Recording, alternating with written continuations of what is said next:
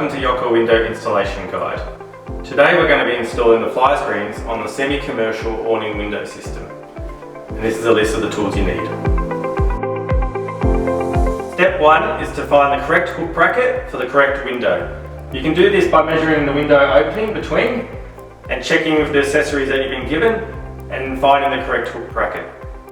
Step 2 is to drill 2 holes in the bracket on the face. Now you can tell the face, it's got the little lip sticking out, and the back is flat with the little lip to go underneath the top of the window.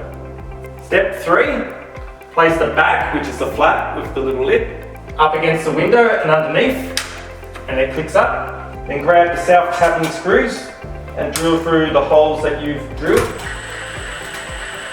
And that's step 3 completed. Step 4, installing the fly screen. Now go through, find the correct fly screen for the correct window. Once you've found the correct fly screen, there's a lip on the bottom of the fly screen with a cutout for the chain, and there's a lip on the winder bar. The fly screen lip must go behind the winder bar lip against the window, like so. Then, once you've done that, push up and then pull down till it clicks in, which it is, and that's it. And there you have it. That's how you install the fly screen on the semi-commercial awning window system.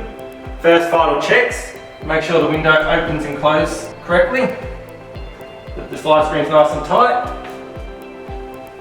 And a helpful tip while installing, just open the window slightly so you can slide it in a bit easier. And there you have it. Thank you for watching Yocker Window Installation Guide. See you next time.